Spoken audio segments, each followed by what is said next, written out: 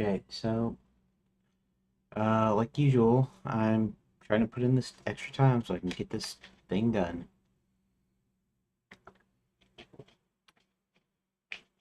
We do have. I'm getting really close. Okay, it's day 7, 6, and it's about it's.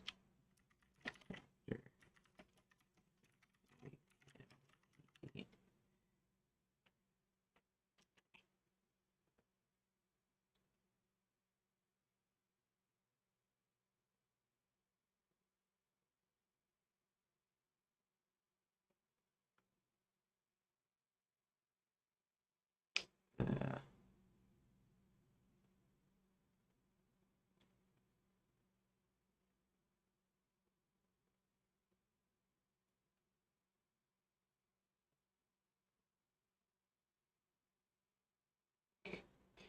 90s Arizona gear.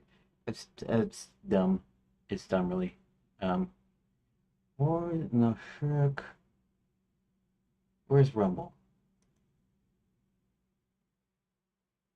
Oh, that's from earlier. Okay, welcome. Okay, everybody's welcome. Okay. So I'm in the middle of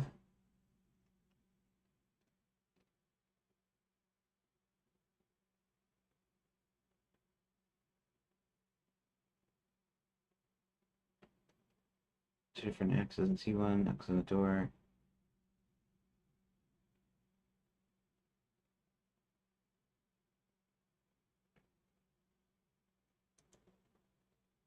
Okay, so I'm gonna go ahead and put the choices in here. 1, 2.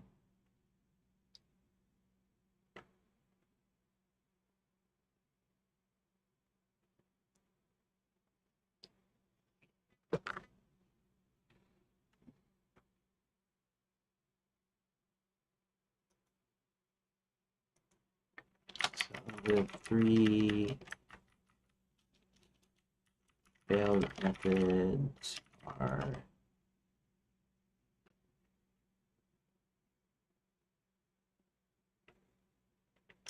try to physically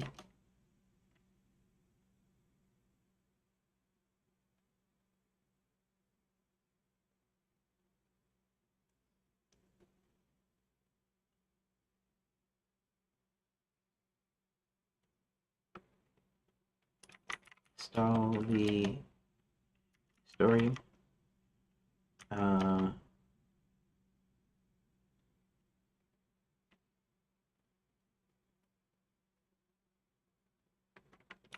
Try to enter script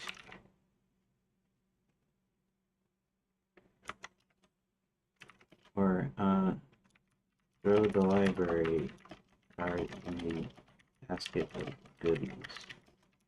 That about sum it up.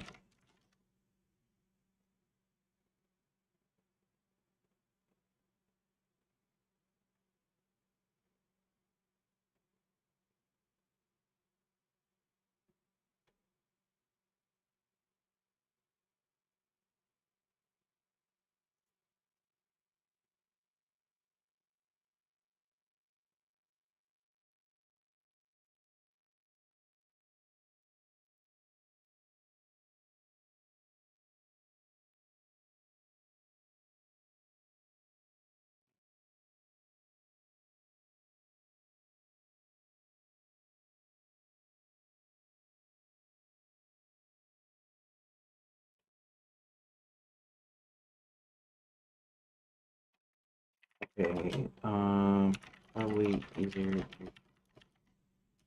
pull her away. Slipping the card in.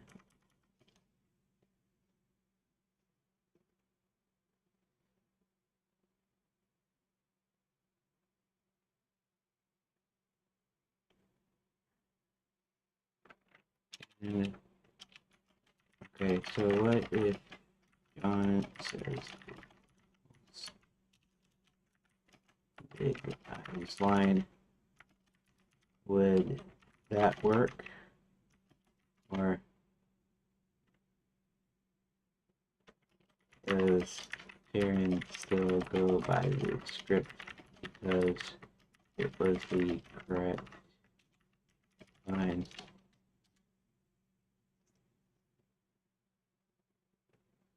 Eyes are bugging me. Made a logical question. John says the correct line. He's essentially stealing the script from the wolf. Really interesting logic concept.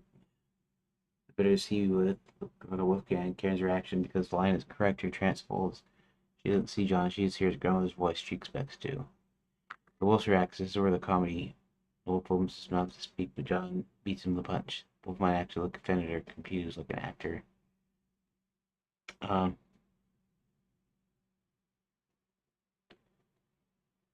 we got the physical pull and the library card. He's in the script seals. The third attempts a brilliant way to show John.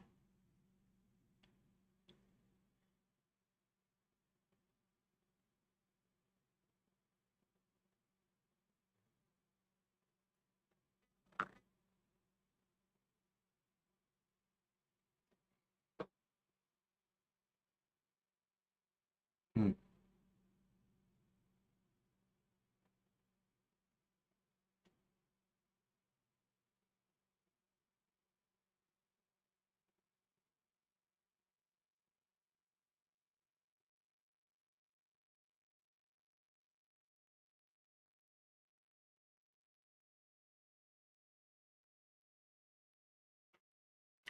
What's after the eyes? After the eyes?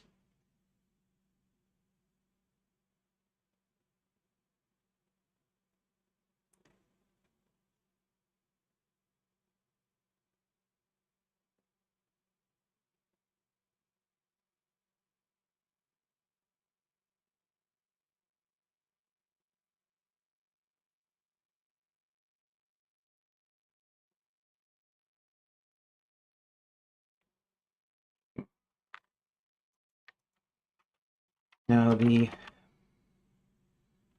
um we're still trying to divert the script here.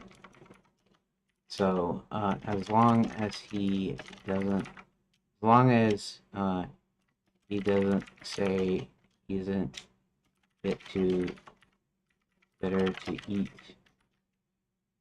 um, we're still safe. So yeah, let's actually let's go ahead and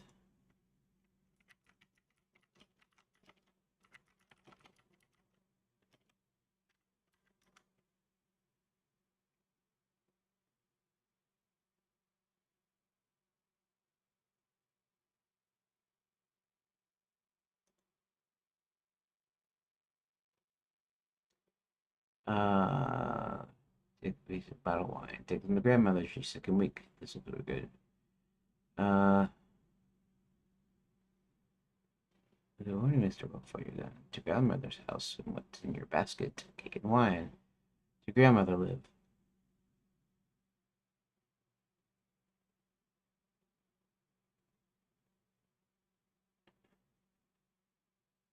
Uh, okay.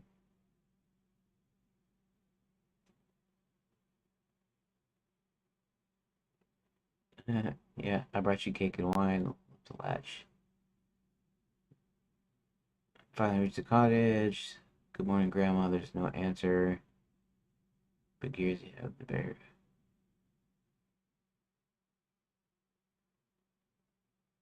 Uh, big ears you the better hear you with, my child. Grandma, what big eyes you have, the better to see you with, my dear. What big hands you have, the better to hug you with.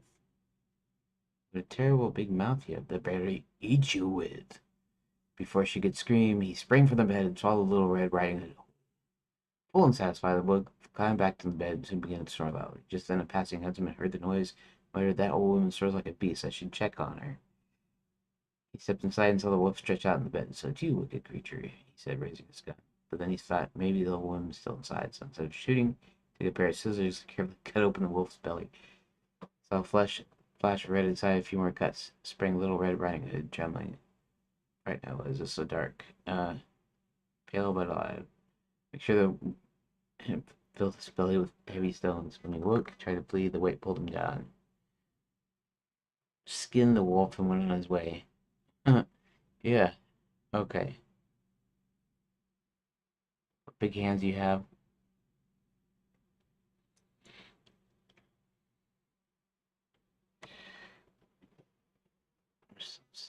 So,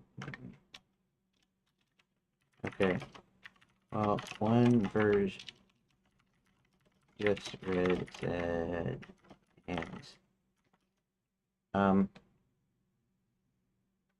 Did the original say hands, or did it say arms?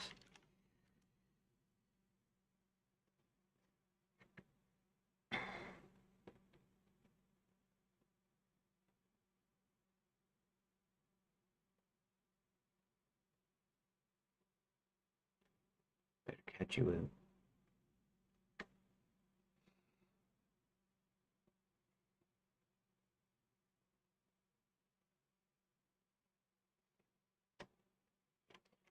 Hands and catch doesn't sound very friendly. Seems like she would react negatively. Arms and hug sound better, as though he will sound more like what the wolf would say he was trying to trick her.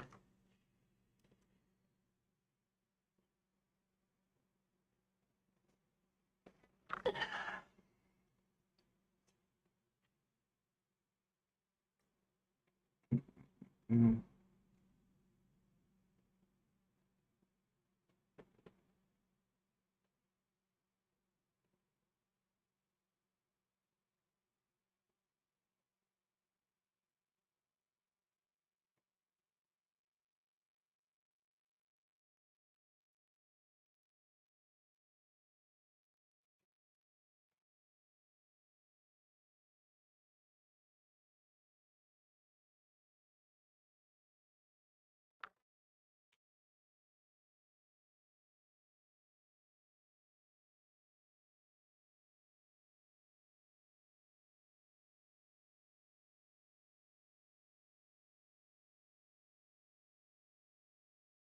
That's a that's a thought, but these are going to be in random order, so um, we're not actually going to.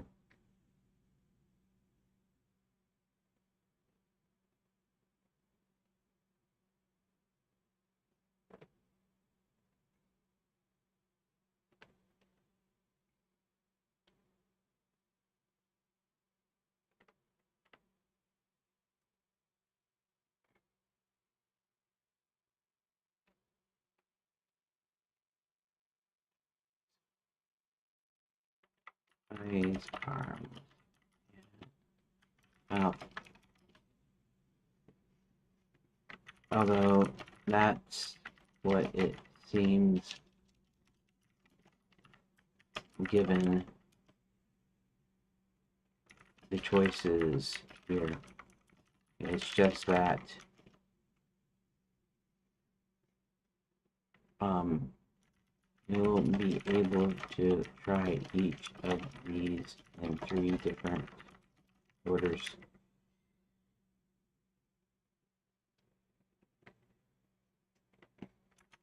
So it's not going to follow the verbiage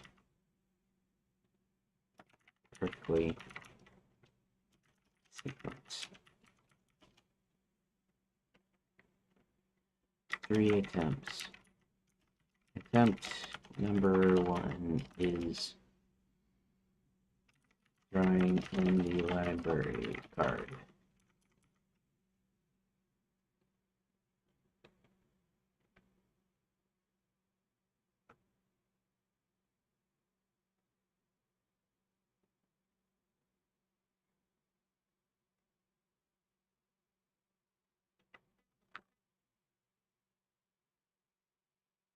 Though actually, it could just be like the different times or something. You know, like it reads because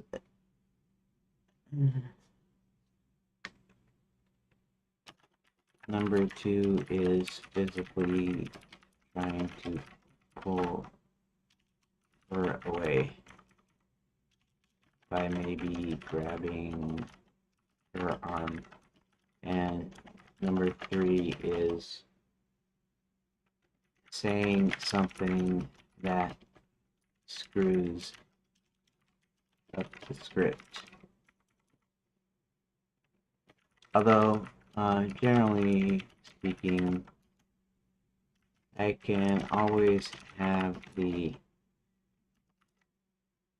verbal exchange follow the same thing, but um,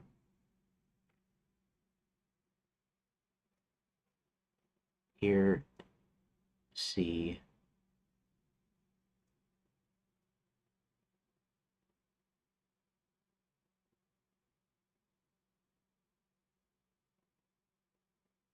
yeah,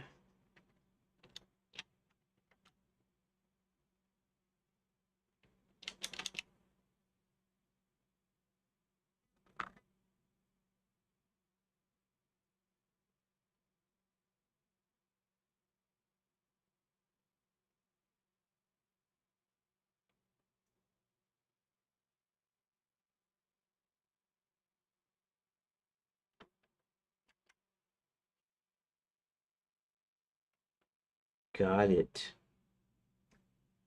Reaching the verbiage of the story of the player three attempts as two separate tracks.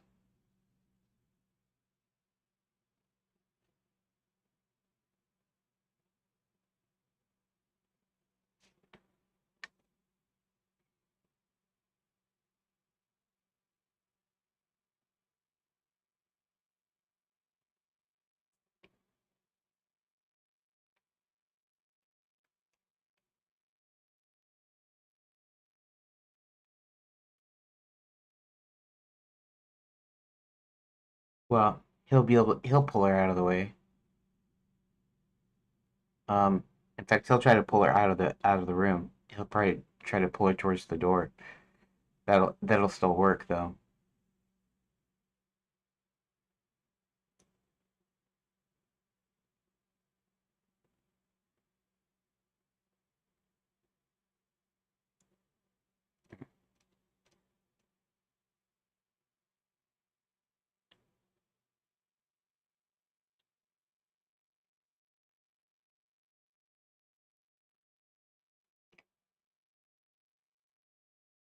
John's back to start. Uh,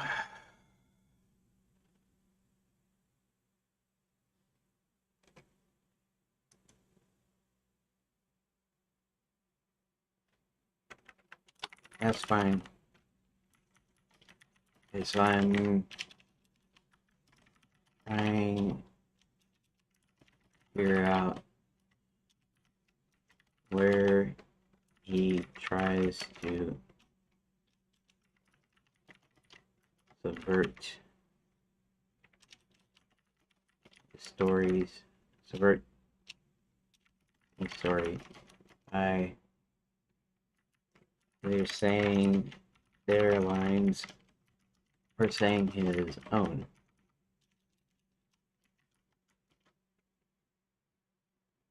Do they say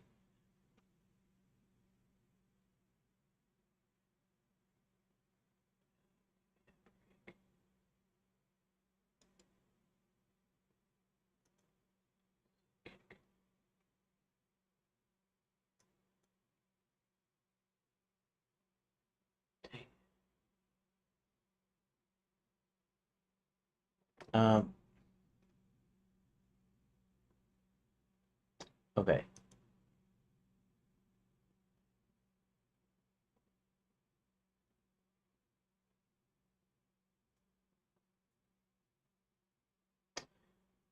Okay.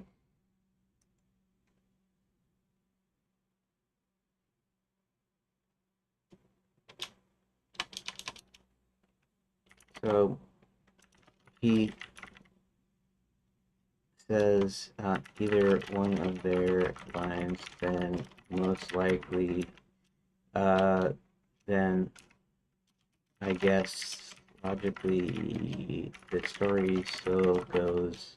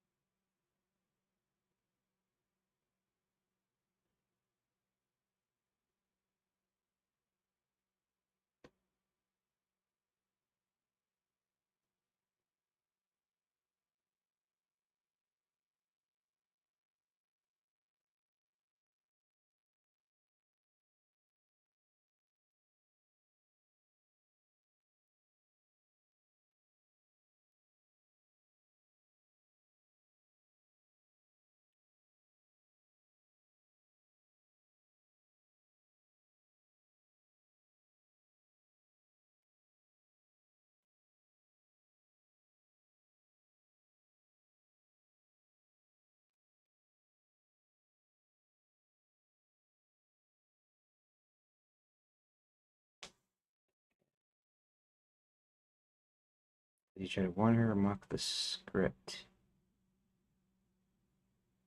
That's what I want to know. You warned her, she doesn't hear the truth. Mocks the script. Hmm.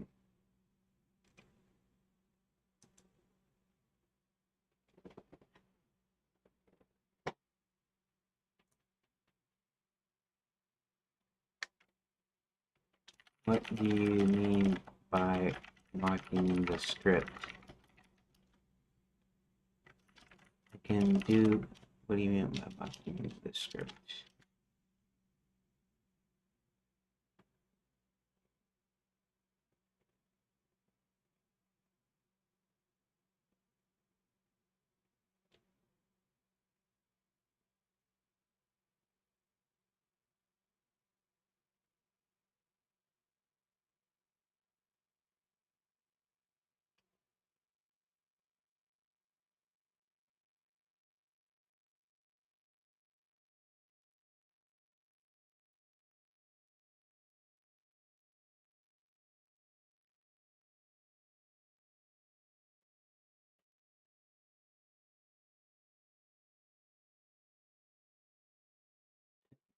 I don't know where it's come up with gnome's magic. It's something that's creating itself, I guess.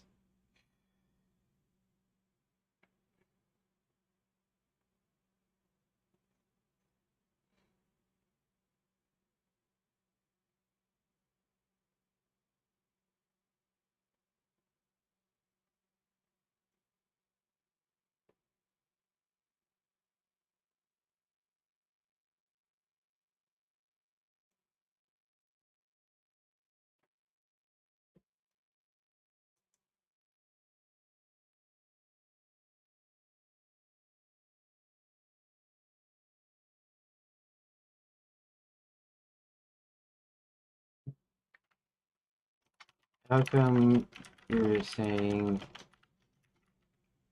Keith's version uh, when I'm actually talking to you?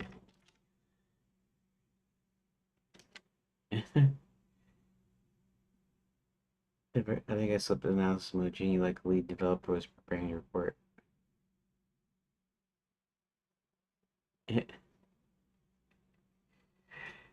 Okay, so so your assertion is he needs to mock the script in order for the reset to happen.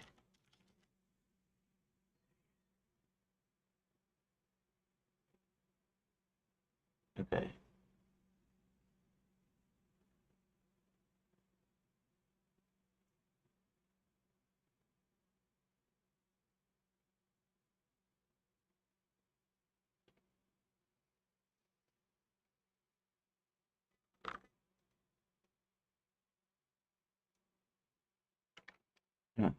Could do something goofy like John jumps in the bed.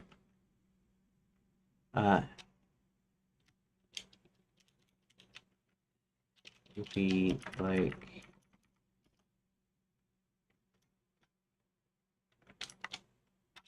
parent asks, states that a wolf has a big mouth, but before he can reply, John jumps into the bed alongside the wolf and says, better, better to kiss you with.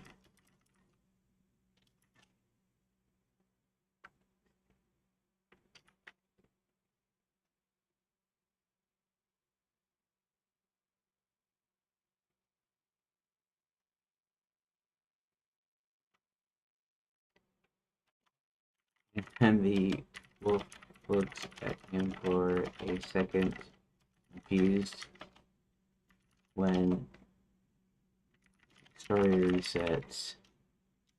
Actually, I like this idea anyways. I just come up with that, really.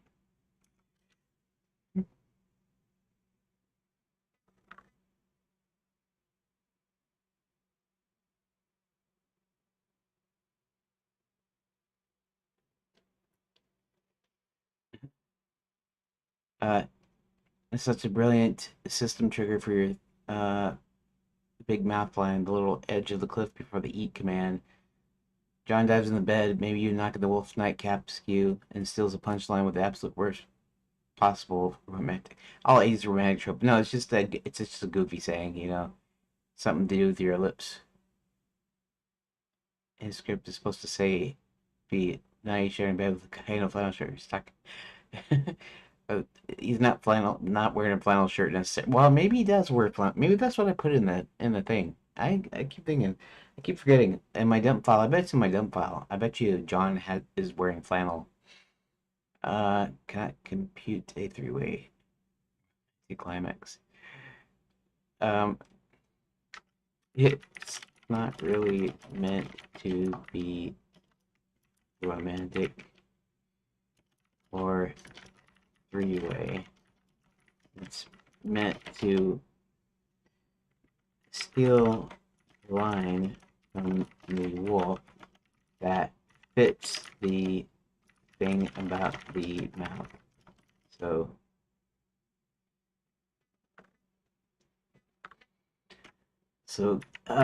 kiss automatically works for the mouth, but also doesn't work for the story because that's not how it goes. And plus, it would be funny. Yeah.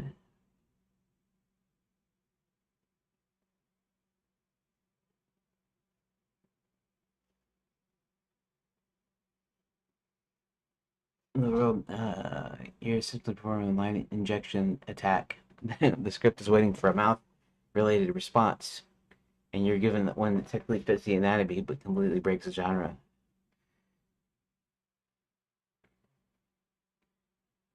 And provides the keyword kiss. The conflict to the mouth beat is satisfied in mouth-related action. Um, yes. Okay. All right. I think I got it now. Okay.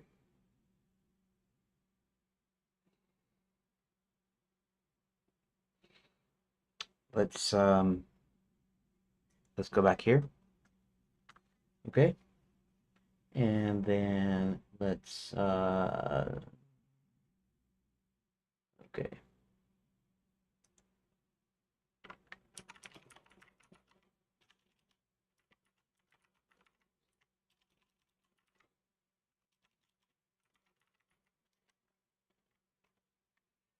Um, okay.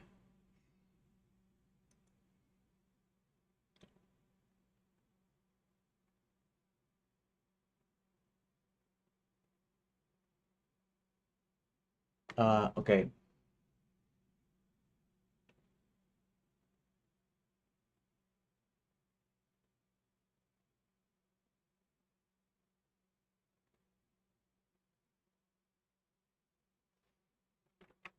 One for the search is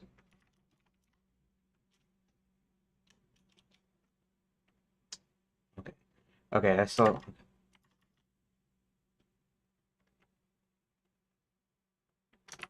okay. That's fine. So what makes John want to try slipping in the library card into the basket?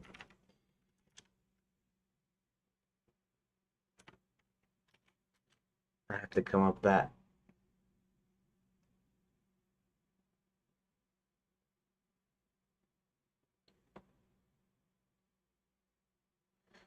Okay, so that's correct. So that's the logical reason he has a library card and why he uses it. But what's his you know, you're in the situation, you're seeing this thing happen, and what's your first thought? What do you do?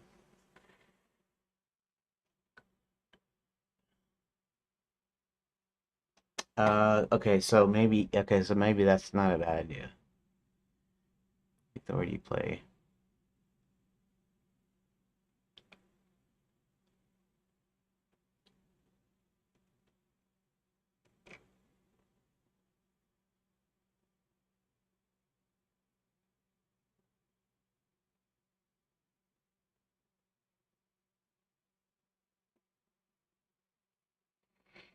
Um,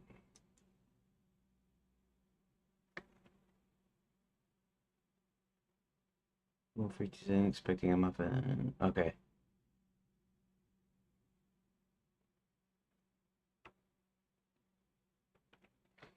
Okay, so I guess the idea here is he knows he's in a book. That's and he knows the red writing good. So maybe there's no axe up there.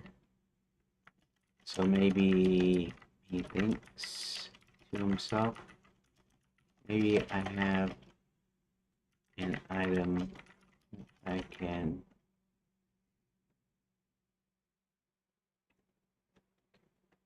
trip this up with.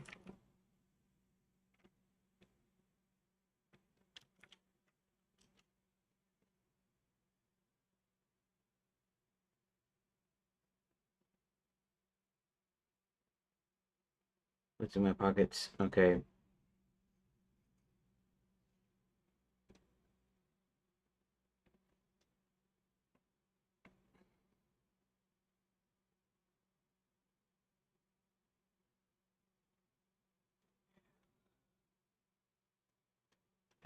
I don't need any of this extra stuff here. Okay. Um, okay, just give me a sec here.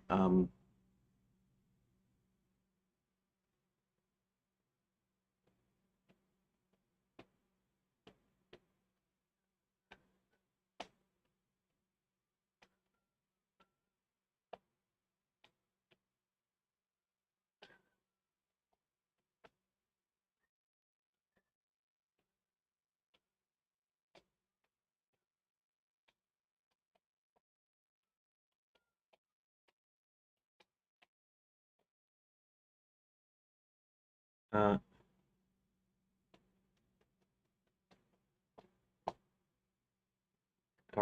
the card.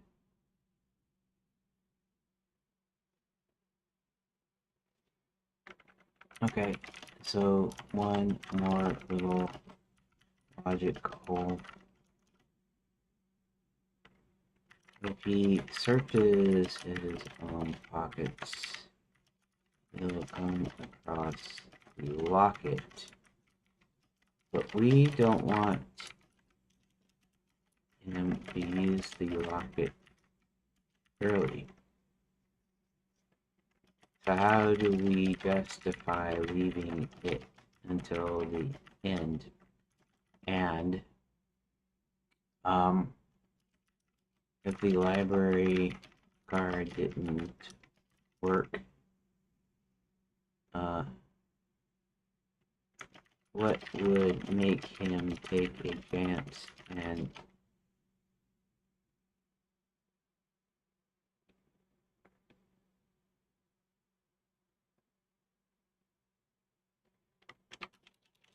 flip the locket? I can actually not use the locket on the wolf, but I'd use the locket on Karen and show it to her, and that breaks her out of the trance.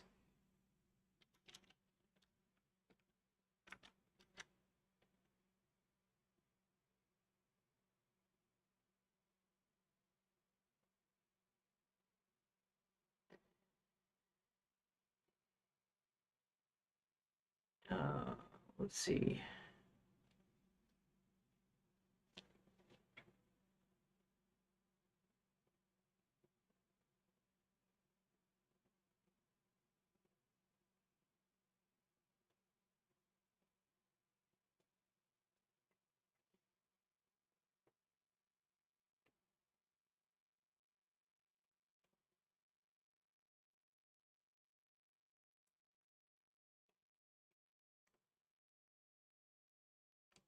Um,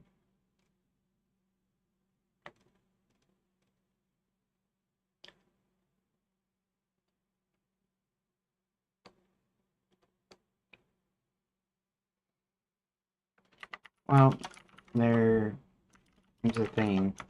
He has the locket. He has a library card. Wouldn't you feel like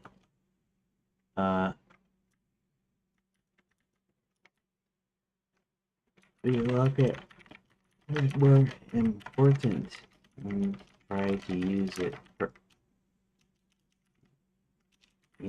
first? Now, keep in mind, this is more for later on.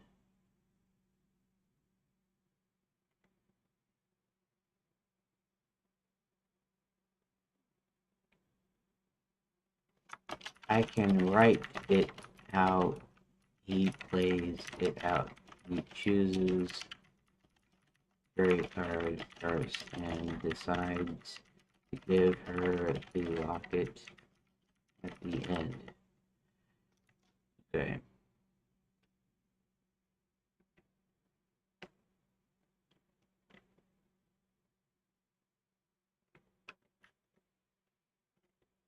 But when it's an actual puzzle, and then text, adventure, and later,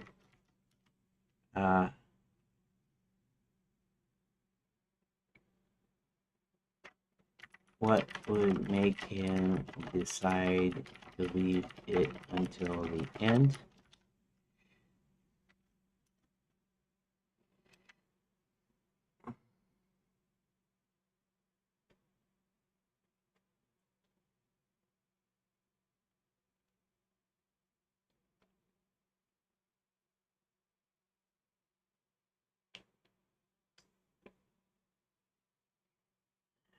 Tries in the world of glitching and resetting. If he knows when the game.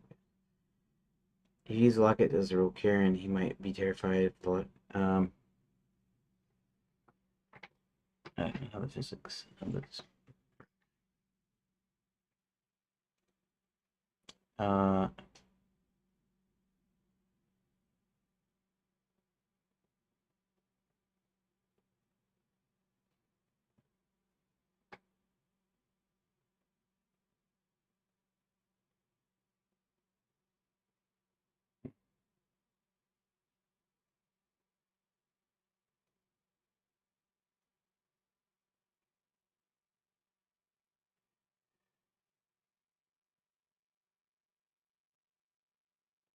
For Keith's draft. Okay, fine. If you want to talk to me in the third person.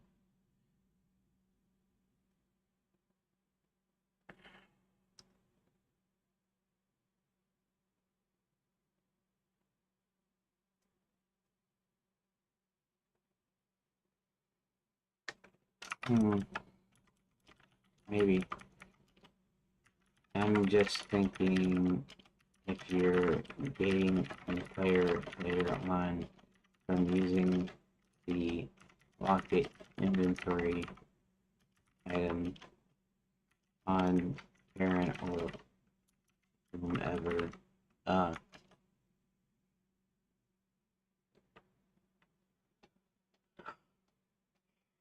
uh, that might just look like you're trying to stop the player from playing.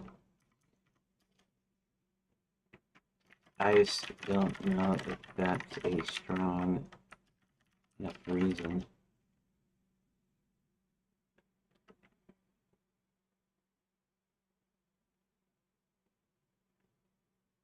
Um,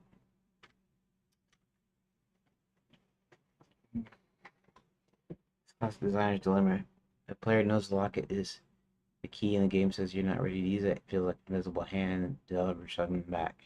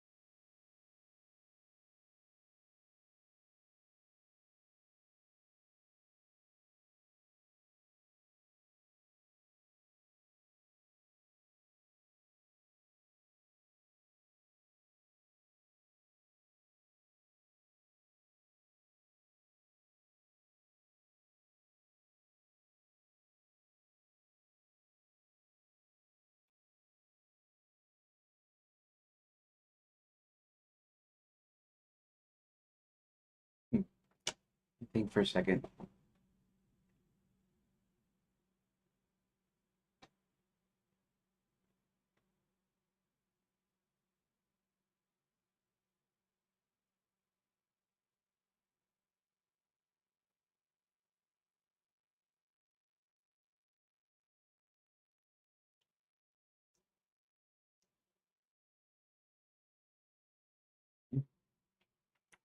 After the kiss line, it resets. Uh,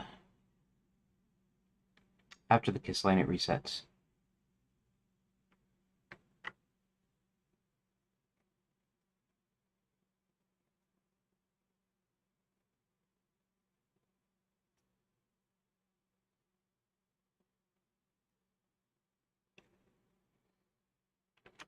I could always let him be a little protective of the bucket. Maybe he looks at it and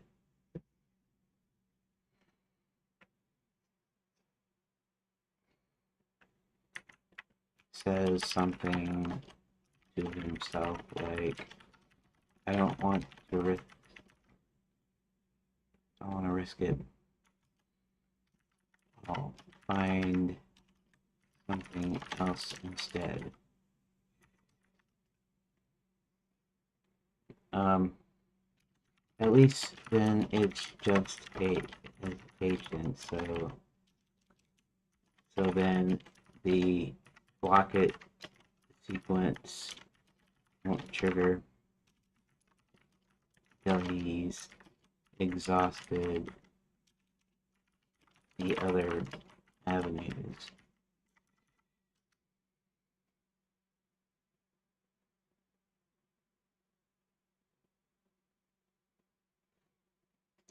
General hesitation in the gate makes a character moment rather than a technical restrictions. Keith already is already established as a bit of a... Okay, so now um he was calling the character Keith, which is my actual name. It's starting to make me think you're too late. Too late. Working on my game and streaming it right now.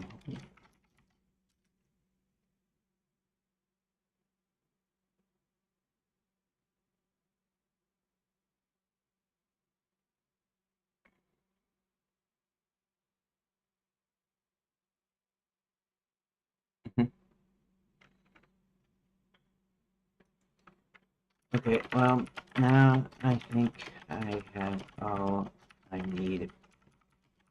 He's actually going to pull Karen toward the door, and both are going to be, both her and the wolf be confused, and that's when that will reset. Of course, when the wolf sees the library card, that's when it will also reset. And then when John usurps the better to line, then it also resets. Then he'll actually go, okay, nothing's worked so far. Maybe something personal will work. And he reluctantly puts the locket, shows Karen the locket, and that breaks the spell. And she recognizes John, and finally the book spits out both of them.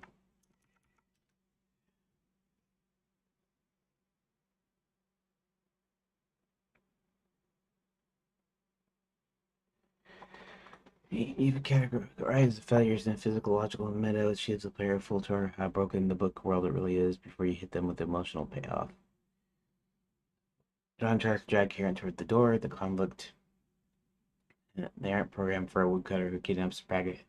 Narrative can't progress to the bed if she's at the door. Larry pulls a laminated 90s Arizona card out of the basket. Conflict. The system tries to render a 20th century object in a 19th century grim engine. Reset. Total data mismatch. Flash. 10-3, the kiss line. The meta steal. John steals the wolf's mouth related beat with the most ridiculous non sequitur possible. The conflict. The wolf is paralyzed by the sheer ruggedness of the lion. Reset. Genre collapse. The final beat. The shift. John's reluctance vanishes as he no longer moves less. He stops trying to break the game and starts trying to reach the person. The locket breaks the spell. Karen remembers her life and well, she's not from Cerulli. She's from Verdance, but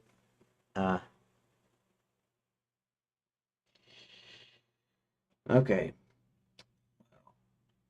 I might have to start a new conversation with Gemini, even though it supposedly has a super large context window. It seems to be getting things, all kinds of things, all blurry and mixed up. So, anyways, now we've got that done. I can actually end at 11:30, I guess, but I'm gonna go ahead and still see if I can try to write hit one.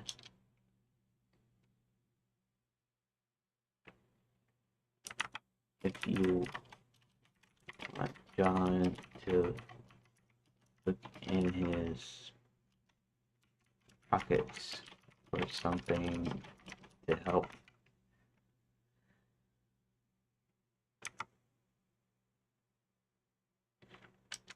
Hit two if you want John to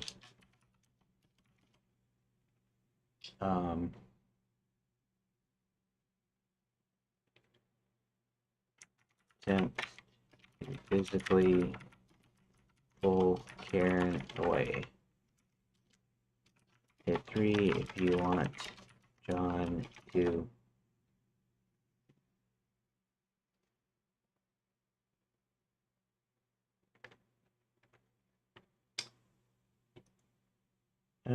usurp.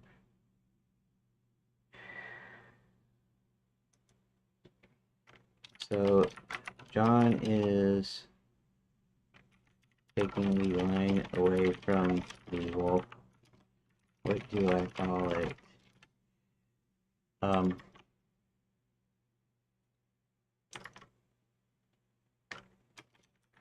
Hit three if you want John to take away the line or something.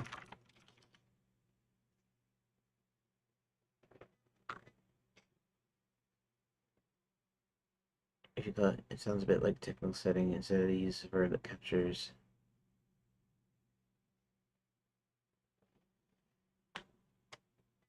Three to ad-lib the ending. Ad-lib the ending. Beat him to the punchline.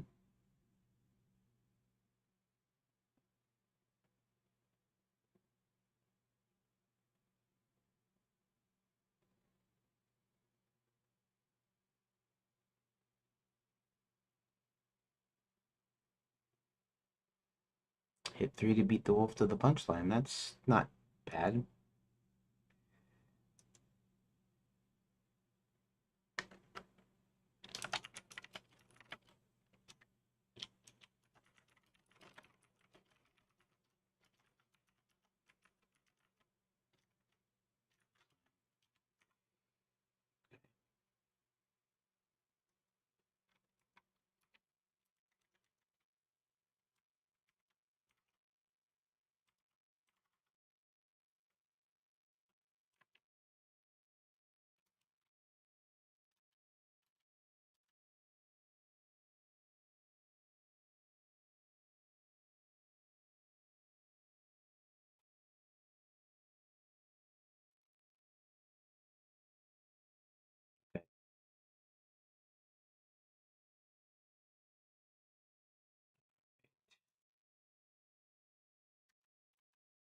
Uh, Here, no, let's leave it like this. John,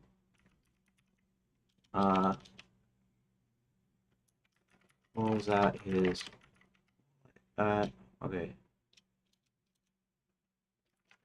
John searches his pockets and finds Karen's pocket. Being a bit protective of the locket, he decides to put it back in his.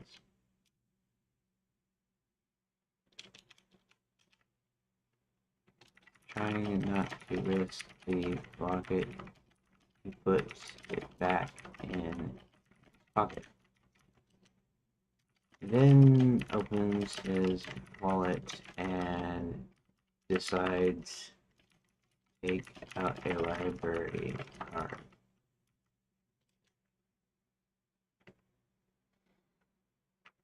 As Karen is giving a basket of goodies to the wolf, John casually drops the card in there. Drops in the card.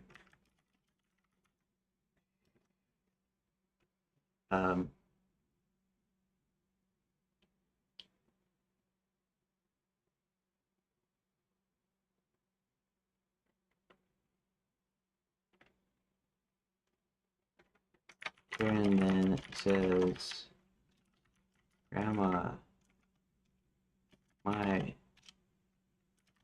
what big ears you have. Karen comments on Wolf's ears, and then eyes, and then the wolf reaches into the basket, pulls out the library card, confused, looks up at Karen, and suddenly everything turns black.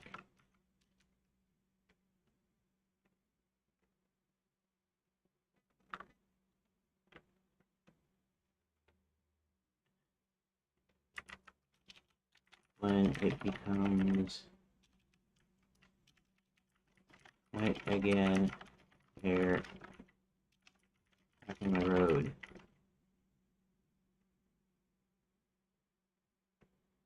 On the road. Okay.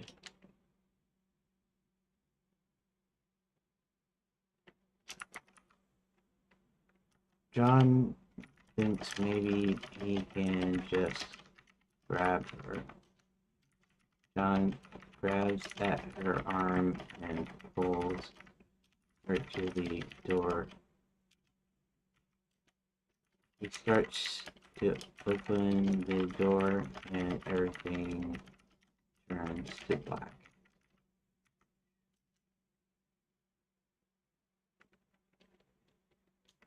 When it becomes light again, and back on the road. Okay.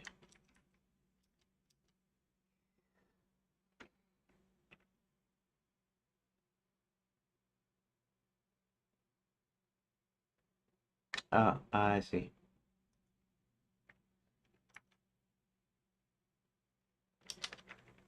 When the wolf says there to hug you, my dear,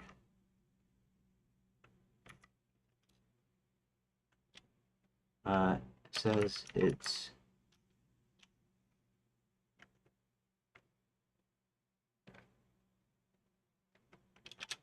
comments when Karen comments about the wolf's arms.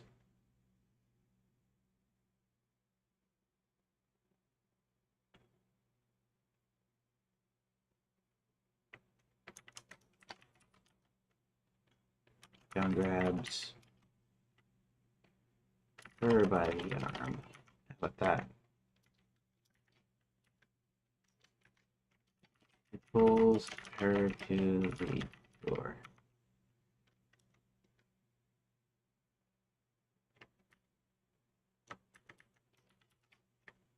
As he starts to open the door, everything turns to black.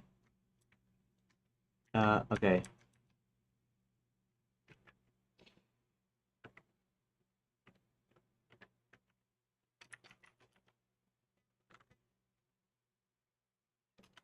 John keeps watching the conversation get down to the eyes line. Just before the wolf can respond, John jumps into the bed alongside the wolf. He mentions better to kiss her with. Both the wolf and Karen look at him strangely before everything fades to black. When everything fades back in, he's back in the forest. Okay, and then we go, alright.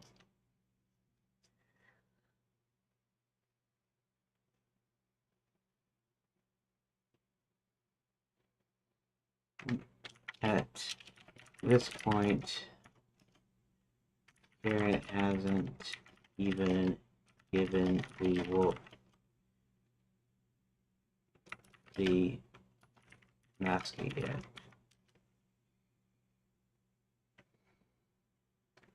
John pulls out the locket one more time and sighs. He then gives the locket to Princess Karen. He blinks for a second. She blinks. Blinks for a second.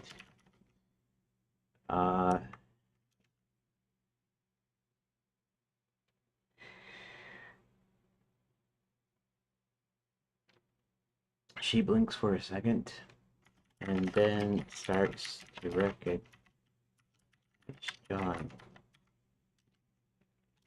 Surprised and relieved, she replies, she says she thought he had lost this. John said, I forgot I had it until now.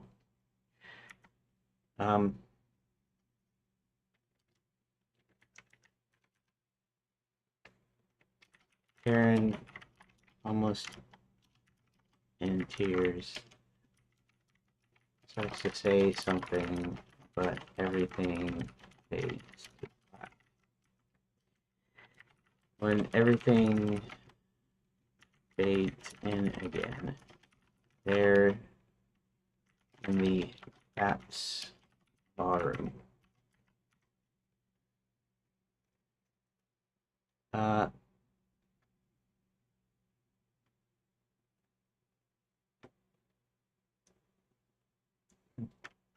Hugs John, and then everything fades to black in the bat's ballroom.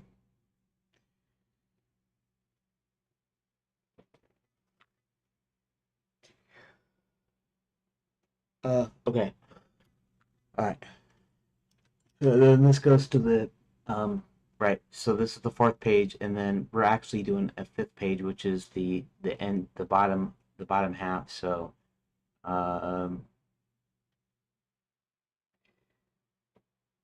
okay.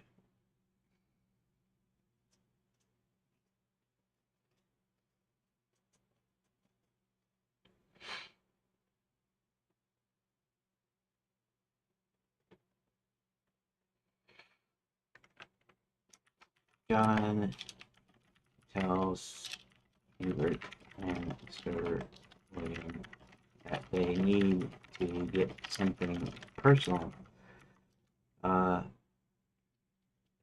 that to break the spells from the other books, they need to present the personal item. They all head back to Grey God. Well, okay.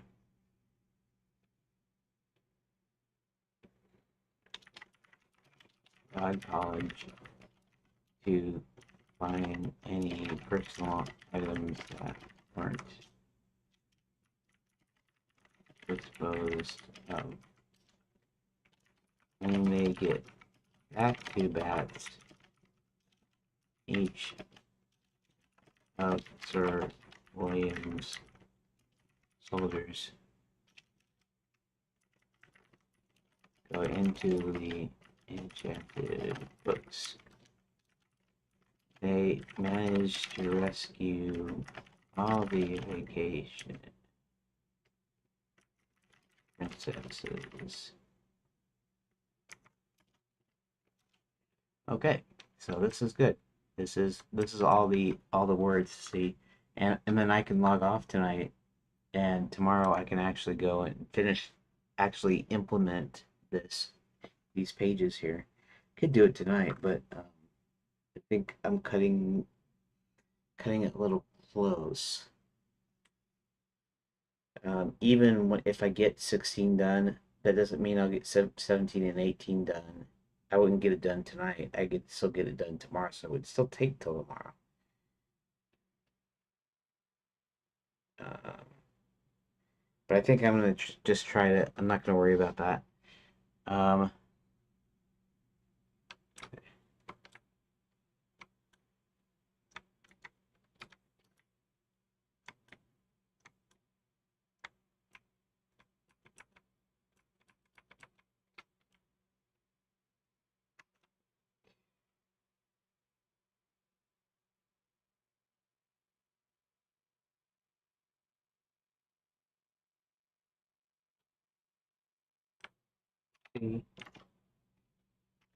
okay, so here's the rest of the page content. Notice the 3 attempts don't have 6 more duplicates. As they'll generally use the same text.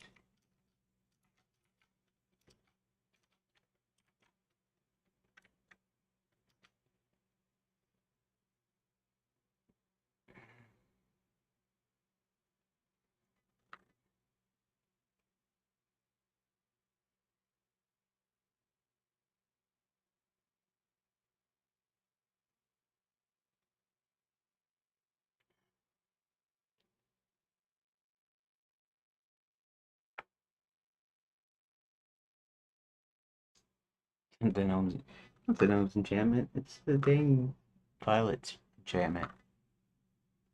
Uh,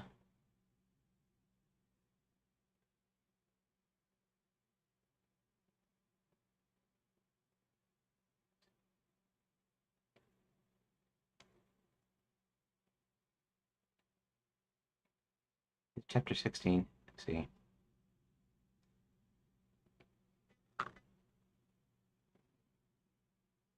Okay.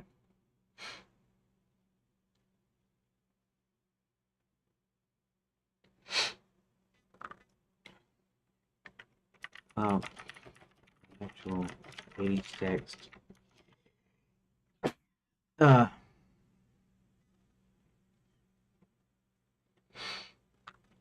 it might take me more than 20 minutes.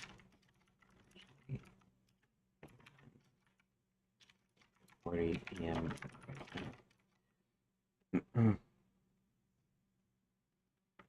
Actually create new pages, put in the door links, make sure all the IDs are correct, etc. I might just call it night and head to bed by midnight.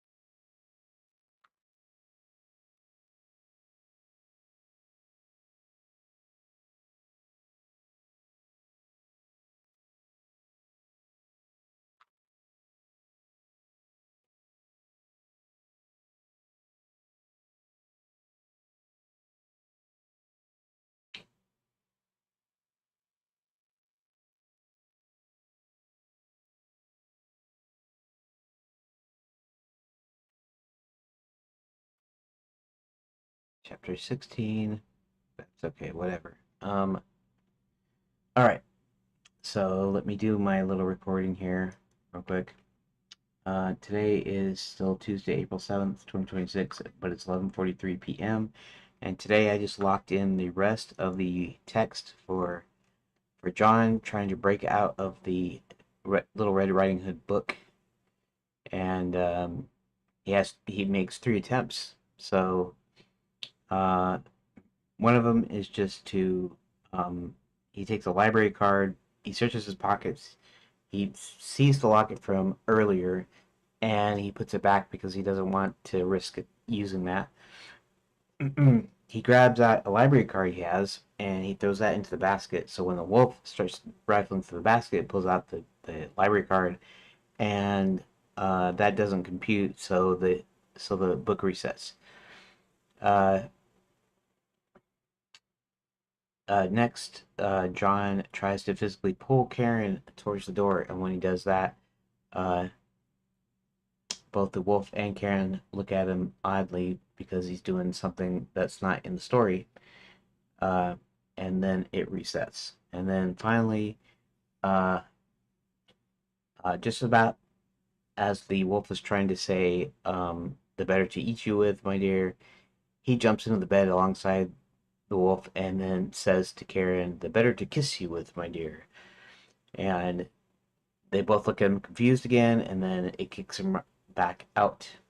And then finally, he realizes maybe he should use the locket because maybe there's something more special about that. So he gives the locket to Karen before she gives the basket to the wolf.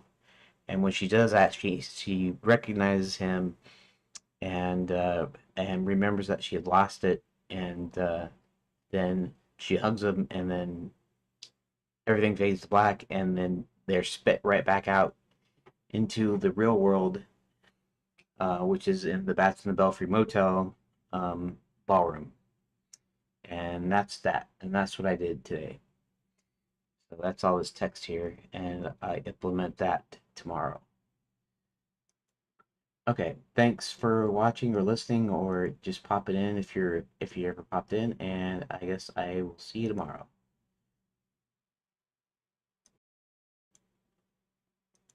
Thank you for watching part 3 bonus episode.